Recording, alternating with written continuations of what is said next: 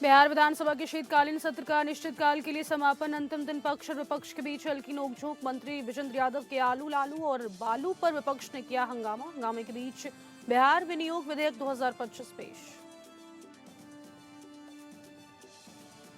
मुख्यमंत्री हेमंत सोरेन के दिल्ली दौरे के बाद झारखंड में सत्ता परिवर्तन की चर्चा। हेमंत सरकार में फेरबदल की खबर पर भड़की कांग्रेस। सत्ता परिवर्तन की चर्चा को स्वास्थ्य मंत्री इरफान अंसारी और विधायक राजेश कच्छप ने बताया साजिश।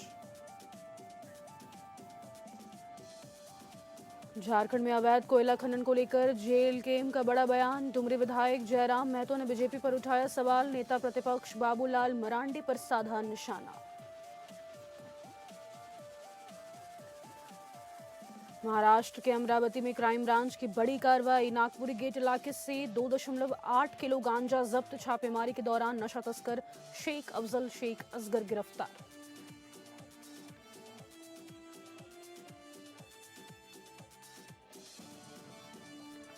नमस्कार, स्वागत है आपका एपीएन न्यूज में। आपके साथ मैं हूं सदफ फातिमा और आप देख रहे हैं स्टेट लाइव। बिहार की खबरों की शुरुआत करेंगे, जहां पर बिहार विधानसभा के शीतकालीन सत्र का समापन हो गया है। स्पीकर प्रेम कुमार ने सदन अनिश्चितकाल के लिए स्थगित कर दिया है। बता दें कि अंतिम दिन बिहार विनियोग विधेयक 2025 पेश किया गया। सदन के अंतिम दिन पक्ष और विपक्ष के बीच हल्की नोकझोंक देखने को मिली। मंत्री बृजेंद्र यादव के आलू लालू और बालू पर विपक्ष का हंगामा भी देखने को मिला है। बिहार विधानसभा और विधान परिषद की 5 दिनों की कार्यवाही शुक्रवार को संपन्न हो गई है। विधानसभा में स्पीकर प्रेम कुमार ने सदन के अनिश्चितकाल के लिए स्थगित करने की घोषणा कर दी है। सदन के अंतिम दिन कार्यवाही के दौरान पक्ष और विपक्ष के बीच हल्की नोकझोंक देखने को मिली, जिसके बाद 18वीं बिहार विधानसभा के शीतकालीन सत्र का समापन घोषित कर दिया गया है। अवसान की घोषणा करते हुए विधानसभा अध्यक्ष प्रेम कुमार ने सभी सदस्यों को आगामी नए वर्ष 2026 की अग्रिम शुभकामनाएं दी हैं। उन्होंने उम्मीद जताई कि नया साल बिहार की प्रगति, जन कल्याण और सकारात्मक राजनीतिक संवाद को नई दिशा देगा। बिहार विधानसभा का अगला सत्र वर्ष 2026 में आयोजित किया जाएगा, जिसमें नए एजेंडा, विधेयक और बजट सत्र से जुड़े महत्वपूर्ण मसलों पर चर्चा होने की संभावना है। उससे पहले बिहार विधानसभा में सत्ता पक्ष और विपक्ष के बीच नोकझोंक के बीच बिहार विनियोग विधेयक 2025 पेश किया गया, जहां विधानसभा की कार्यवाही शुक्रवार को शुरू होते ही जल संसाधन विभाग के मंत्री विजय चौधरी ने बांधों की सुरक्षा स्थिति का वित्तीय वर्ष 2024-25 का वार्षिक प्रतिवेदन सदन पटेल पर रखा। विधानसभा में द्वितीय अनुपूरक बजट के तहत ग्रामीण विकास विभाग पर चर्चा हुई। चर्चा के दौरान मुख्य चुनाव आयुक्त ज्ञानेश कुमार को लेकर विधानसभा में माले विधायक संदीप सौरभ ने विजय चौधरी के बयान पर आपत्ति जताई है। चर्चा के दौरान मंत्री श्रवण कुमार ने कहा कि मौजूदा सरकार बिहार की महिलाओं को आगे बढ़ाने के लिए तत्पर है। अनुपूरक बजट पर विपक्ष की तरफ से आलोक मेहता और आपत्ति जताए जाने पर श्रवण कुमार ने कहा कि ये लोग राज्य की महिलाओं को आगे बढ़ते हुए नहीं देखना चाहते हैं। श्रवण कुमार ने कहा कि 40,000 से ज्यादा जीविका दीदियों को सिलाई का प्रशिक्षण दिया जा रहा है। तालाबों की देखभाल की जीविका दीदियों को जिम्मेदारी दी गई है। बिहार में 31,71,000 जीविका दीदी लखपति दीदी बन चुकी हैं। वहीं महिला रोजगार की चिंता विपक्ष नहीं करे। सीएम ने जो वादा किया है उसे पूरा करेंगे। 1,56,00,000 दीदियों के खाते में 10,000 दिए गए हैं। नेता प्रतिपक्ष माई बहन मान योजना चलाने की बात कर रहे थे, अब यही लोग मां बहन का अपमान भी कर रहे हैं। जनता ने इन्हें नकार दिया है। वहीं वरिष्ठ मंत्री विजेंद्र यादव ने कहा कि नीतीश कुमार के ज्ञान, विज्ञान और ईमान ने बिहार का बजट 3 लाख करोड़ से अधिक बढ़ाया है। आज चारा घोटाला और बालू घोटाला नहीं होता है। नीतीश कुमार में ईमान का संकट नहीं है, इसलिए पैसे का प्रबंध भी होगा। पहले सिर्फ आलू लालू और बालू की बात होती थी।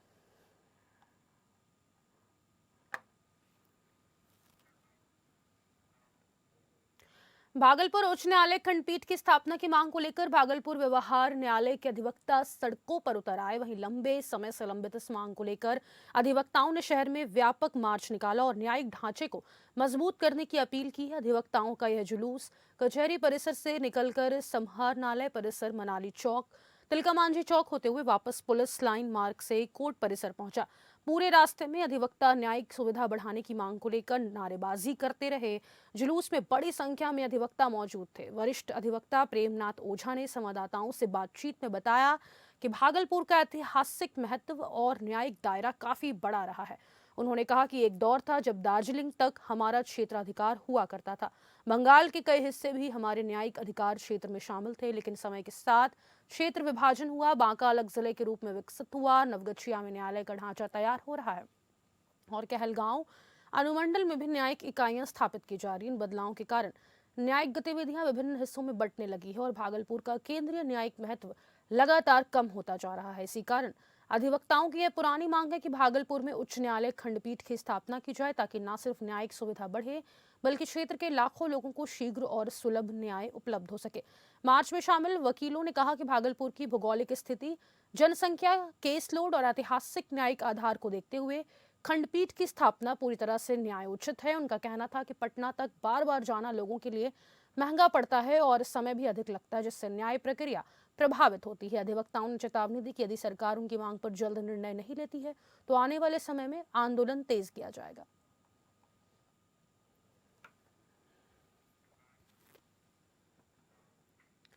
झारखंड विधानसभा में शीतकालीन सत्र की शुरुआत होते ही सरकार परिवार की चर्चा को बीजेपी की बड़ी साजिश करार देते हुए राज्य के स्वास्थ्य मंत्री इरफान अंसारी ने आज सदन के बाहर बड़ा बयान दिया है। इस दौरान उन्होंने बिहार में महागठबंधन की हार के पीछे की वजह बताते हुए मुस्लिम वोट बैंक को लेकर भी खुलकर टिप्पणी की है।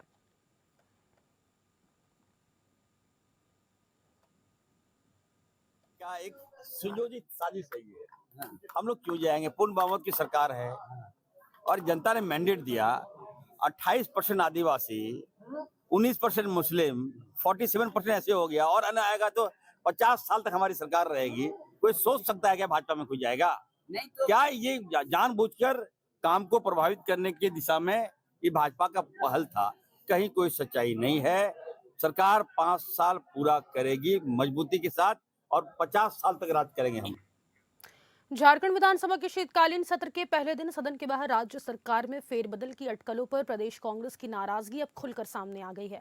इस कड़ी में खिजरे विधायक राजेश कच्छप ने हमारी संवाददाता तृप्ति से बातचीत में मुख्यमंत्री हेमंत सोरेन के दिल्ली दौरे पर भी सफाई दी है। सुनाते हैं आपको। झारखंड विधानसभा का शीतकालीन सत्र आज से शुरू हो चुका है और इस वक्त हमारे बीच मौजूद है कांग्रेस विधायक राजेश कश्यप। आइए उनसे जानते हैं किस तरह की तैयारी है 8 तारीख को दूसरे दिन सत्र क्या कुछ होने वाला है। देखिए, सत्तारूढ़ दल हमेशा तैयार रहता है क्योंकि वो शासन चलाता है। एक सवाल, आरोप पत्र जारी किया गया था विपक्ष द्वारा और 3 मुद्दों को खास तौर पर सरकार की घेराबंदी के लिए तैयार किया गया है, जैसे कि भ्रष्टाचार, कानून व्यवस्था और अवैध कोयला खनन को लेकर घेरने की तैयारी। इस पर क्या कहें? देखिए, कोयला खनन और लॉ एंड ऑर्डर किसका नाम आया?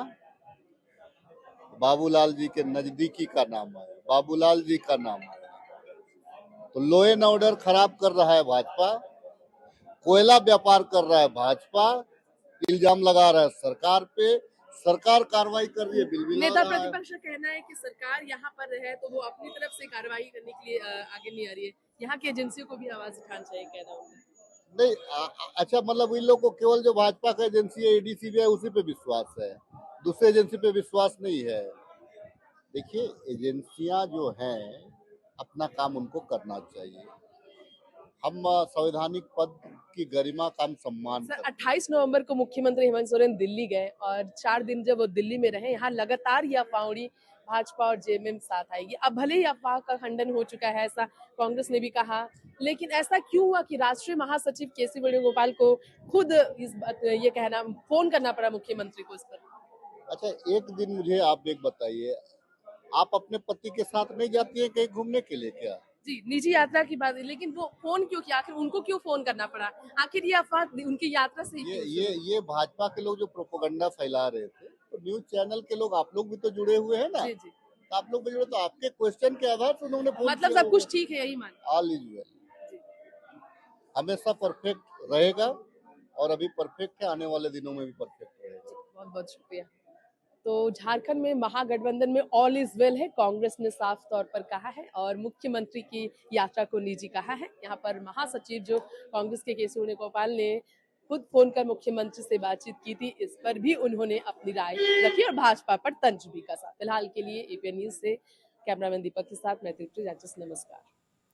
झारखंड में अवैध कोयला कारोबार को लेकर नेता प्रतिपक्ष बाबूलाल मरांडी ने एक प्रेस कॉन्फ्रेंस के माध्यम से राज्य सरकार और प्रशासन पर सवाल उठाया था, जिसे लेकर अब लोकतांत्रिक क्रांतिकारी मोर्चा पार्टी यानी JLKM के अध्यक्ष सह डुमरी विधायक जयराम महतो ने खुलकर तंज कसते हुए भाजपा को ही घेर दिया। इस क्रम में उन्होंने विधानसभा परिसर में जवाब देते हुए सत्र के दूसरे दिन की तैयारियों पर भी मीडिया से बातचीत की है। तो वहीं सत्र के पहले दिन की समाप्ति पर मीडिया के सवालों का जवाब देते हुए बाबूलाल मरांडी ने भी जयराम महतो के बयान पर अपनी प्रतिक्रिया जारी की है।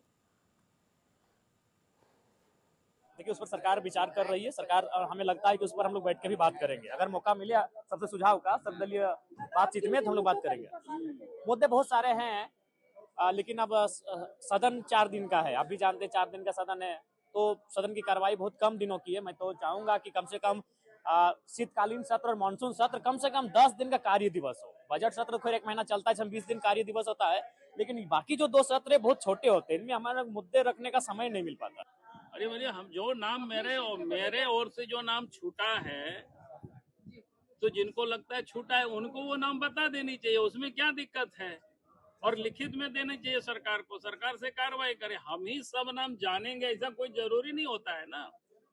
राज्य भर में जितनी घटनाएं होती है, सब घटनाओं की जानकारी तो हमारे पास नहीं पहुंचता है। जितने पहुंचता है उसको मैं बोलता हूँ।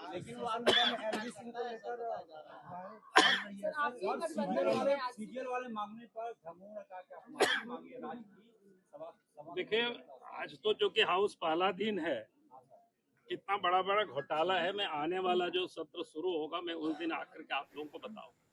गढ़वा जिले में स्वास्थ्य सेवाओं को बेहतर और सुरक्षित बनाने के उद्देश्य से उपायुक्त दिनेश कुमार यादव की अध्यक्षता में एक महत्वपूर्ण स्वास्थ्य कार्यशाला का आयोजन किया गया।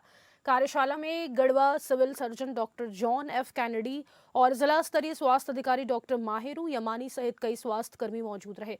बैठक में जिला स्वास्थ्य व्यवस्था की विस्तृत समीक्षा की गई। उपायुक्त ने स्पष्ट रूप से कहा कि मरीजों को गुणवत्तापूर्ण स्वास्थ्य सुविधाएं उपलब्ध कराना प्रशासन की सर्वोच्च प्राथमिकता है। इसी दौरान जिले में तेजी से बढ़ रही झोलाछाप डॉक्टरों की गतिविधियों पर गंभीर चिंता व्यक्त करते हुए कहा कि ऐसे अवैध इलाज करने वालों पर अब सख्त कार्रवाई होगी।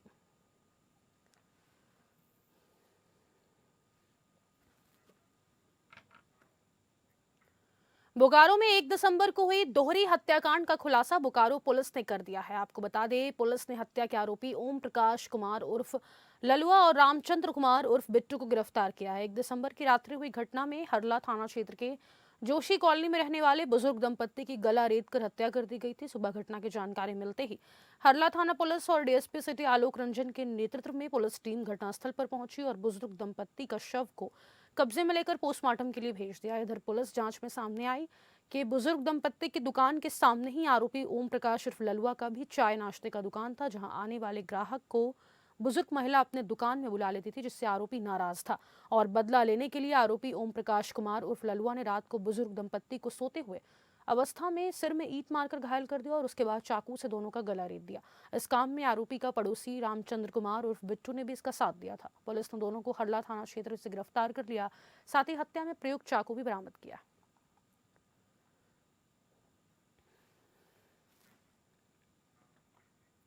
रामगढ़ जिले के एक घर में परिवार की गैर मौजूदगी के बीच बहुत बड़ी चोरी की घटना को अंजाम दिया गया है, जिसके खिलाफ कार्रवाई के तहत विदेशी मुद्रा के साथ 2 युवक को गिरफ्तार किया गया, जिनके खिलाफ फिलहाल पुलिस द्वारा कार्रवाई जारी है। दरअसल रामगढ़ जिले के रजरप्पा थाना में 42 साल की वाजदा तबस्सुम द्वारा जो लिखित आवेदन दिया गया था, उसमें उल्लेख किया गया कि 25 नवंबर को शाम 4 बजे वो अपने रिश्तेदार की शादी में शामिल होने के लिए अपनी तीनों बेटियों के साथ जमशेदपुर गई थी। तब उनके घर में कोई नहीं था और उनका छोटा भाई जाहिद आलम उनके घर की देखभाल के लिए घर गया तो उन्होंने देखा कि घर में चोरी हो गई है और घर का सारा सामान बिखरा पड़ा है।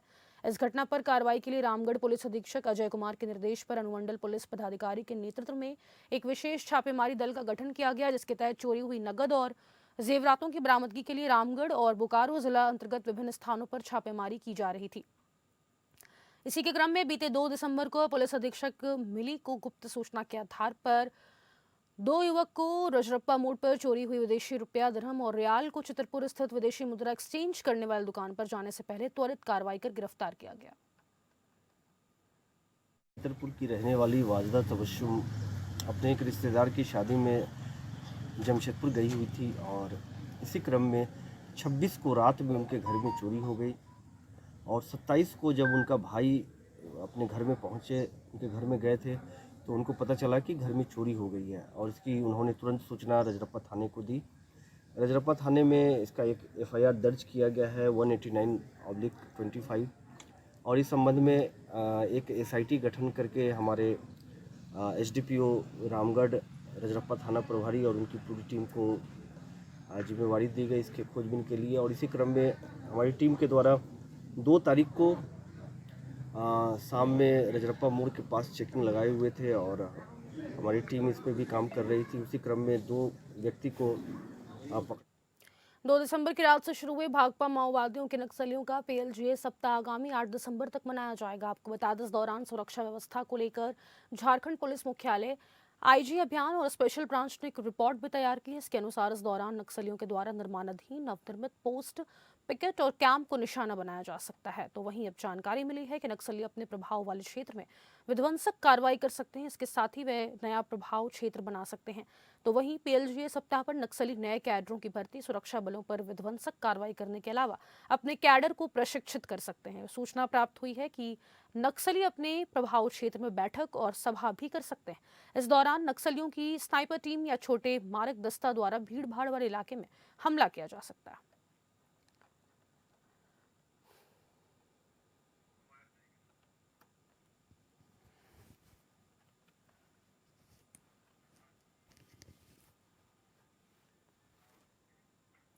झारखंड के सिमडेगा जिले में एंटी करप्शन ब्यूरो की रांची टीम ने होमगार्ड के एक मुंशी को 5,000 रुपए रिश्वत लेते हुए काले रंगे हाथों गिरफ्तार किया है। बता दें कि जानकारी के अनुसार मुंशी श्याम कुमार गुप्ता के द्वारा कमान पत्र निर्गत करने के लिए रिश्वत मांगी गई थी, जिसकी शिकायत मिलते ही एसीबी की टीम ने ये बड़ी कार्रवाई की। तो वहीं टीम द्वारा जारी किए गए प्रेस रिलीज में भी बताया गया है कि सिमडेगा के शाहपुर डीपा टोली निवासी बोनीफास रुंगडुंग ने भ्रष्टाचार निरोधक ब्यूरो रांची में आवेदन देकर शिकायत की थी कि श्याम कुमार गुप्ता, मुंशी, गृह रक्षक वाहिनी कार्यालय सिमडेगा द्वारा कमान पत्र निर्गत करने के एवज में 5,000 रुपए की रिश्वत मांगी जा रही है। हालांकि बोनीफास डुंगडुंग रिश्वत देकर काम नहीं कराना चाहते थे, इसलिए उन्होंने इस मामले की शिकायत दर्ज कराई। इस मामले से जुड़े जांच के क्रम में आरोपों की पुष्टि होने के तुरंत बाद भ्रष्टाचार निरोधक ब्यूरो रांची की टीम ने मुंशी श्याम कुमार गुप्ता को 5,000 रुपए रिश्वत लेते हुए मौके पर ही गिरफ्तार कर लिया। तो वहीं एसीबी के अनुसार गिरफ्तारी के दौरान आरोपी के हाथ से रिश्वत की रकम बरामद की गई। इस संबंध में भ्रष्टाचार निरोधक ब्यूरो रांची थाना में प्राथमिकी दर्ज की गई।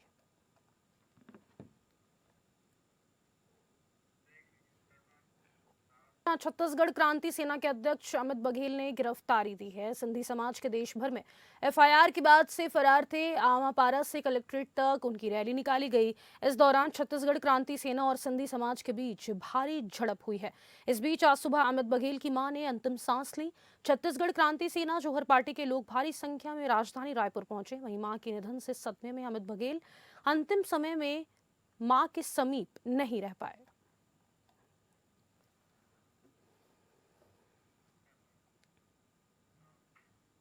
गरियाबंद जिले के छुरा थाना क्षेत्र में उद्यापन और धमकी देकर पैसे ऐंठने के गंभीर मामले में पुलिस ने 2 शातिर आरोपियों निखिल राज और चंद्रशेखर उर्फ चंदन सेन को गिरफ्तार किया है। दोनों आरोपी मेडिकल कॉलेज जगदलपुर के एमबीबीएस के छात्र हैं और इसके पहले भी 2 बार पीएमटी परीक्षा फर्जीवाड़ा में जेल जा चुके हैं।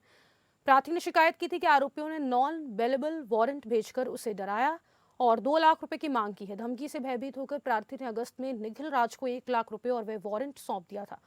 पुलिस जांच में पता चला कि आरोपियों ने अवैध वसूली के लिए कोरा वारंट पर नाम बदलकर यह साजिश रची थी। सूचना पर पुलिस ने चंदन को छुरा क्षेत्र से गिरफ्तार किया, जबकि भाग रहे निखिल राज को आरपीएफ बिलासपुर और पेंड्रा रोड की मदद से ट्रेन से पकड़ा गया। दोनों ने अपराध स्वीकार किया। दोनों आरोपी वर्ष 2009 से लगातार धोखाधड़ी, परीक्षा फर्जीवाड़ा, नौकरी लगाने के नाम पर ठगी जैसे कई मामलों में संलिप्त रहे हैं।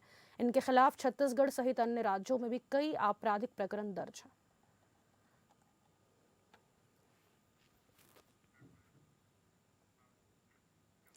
रेत खदान पर रोक लगाने कलेक्टर, एसडीएम, खनिज अधिकारी सहित मंत्री को ज्ञापन सौंपा गया है। रेत खनन से मुक्तधाम संचालन में परेशानियों की बात कही गई।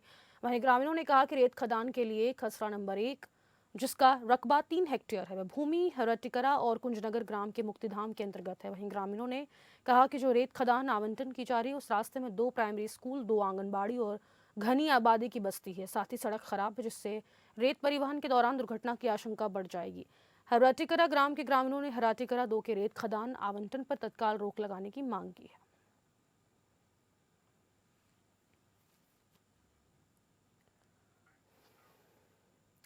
ग्राम पंचायत गोविंदपुर में आज ग्रामीण महिलाओं और युवतियों द्वारा प्रसिद्ध लोक नृत्य सुग्गा डांस की मनमोहक प्रस्तुति दी गई है। आपको बता दें, इस अवसर पर ग्रामीण पुरुषों सहित बड़ी संख्या में नए लोग उपस्थित रहे और कलाकारों को आशीर्वाद प्रदान किया। नृत्य प्रस्तुति का मुख्य उद्देश्य समाज में सुख समृद्धि और वैवाहिक जीवन की मंगल कामनाएं व्यक्त करना रहा। छत्तीसगढ़ का लोकप्रिय लोक नृत्य सुआ डांस आमतौर पर दीपावली के आसपास फसल कटाई के बाद किया जाता है।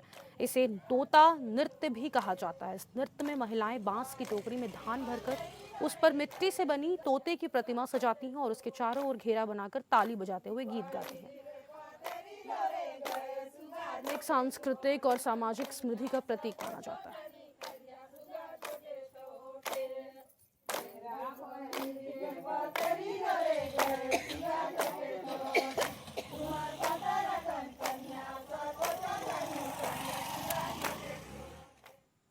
अमरावती क्राइम ब्रांच ने शहर में बढ़ते नशे के कारोबार के खिलाफ आज सख्त कार्रवाई करते हुए एक बड़ा कदम उठाया है। नागपुरी गेट थाना क्षेत्र के छायानगर इलाके में छापेमारी के दौरान शेख अफजल शेख असगर को गिरफ्तार कर लिया गया है। उसके कब्जे से कुल 2 किलो 800 ग्राम गांजा, एक शाइन मोटरसाइकिल और एक मोबाइल फोन जिसकी कुल कीमत 1,66,000 रुपए है जब्त किया गया। क्राइम ब्रांच की टीम ने गुप्त सूचना के आधार पर यह कार्रवाई की है। पुलिस ने जब पूरी योजना के साथ इलाके में अचानक छापा मारा तो आरोपी शेख अफजल के पास गांजा बरामद हुआ।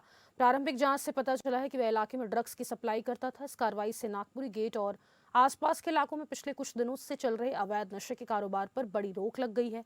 पुलिस ने बताया कि आरोपी के खिलाफ एनडीपीएस एक्ट के तहत मामला दर्ज कर लिया गया है और नागपुरी गेट थाना पुलिस आगे की जांच कर रही है। शहर पुलिस बल नशे के खिलाफ अभियान में आक्रामक हो गया है और पुलिस ने यह भी बताया कि आने वाले दिनों में इस तरह के अभियान बढ़ाए जाएंगे।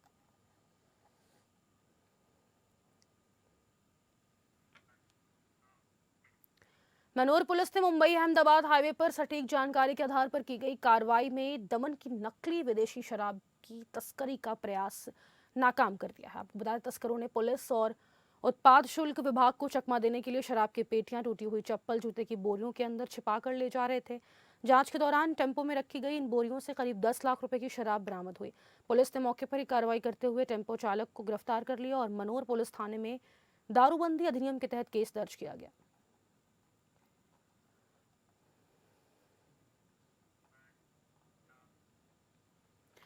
अमृतसर में गैस्ट्रोथॉन 2025 walkathon fitness icon Milind Soman ने नेतृत्व किया है। पाचन स्वास्थ्य पर जागरूकता का संदेश दिया। आपको बता दें, अमृतसर के कंपनी बाग में गुरुवार सुबह गैस्ट्रोथॉन 2025 step up for gastrointestinal health walkathon का आयोजन किया गया।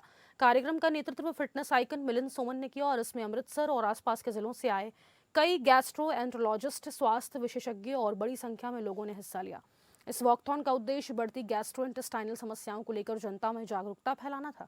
कार्यक्रम के दौरान मिलिंद सोमन ने कहा कि सक्रिय जीवन शैली अपनाना पाचन स्वास्थ्य के लिए बेहद जरूरी है। उन्होंने बताया कि उन्हें आलू के पराठे पसंद है, लेकिन इसके बावजूद वे घर का बना सादा खाना ही खाते हैं और पैक्ड फूड से पूरी तरह दूर रहते हैं। उन्होंने लोगों को रोजाना चलने, सही खान पान अपनाने और दैनिक आदतों में सुधार करने की सलाह भी दी है।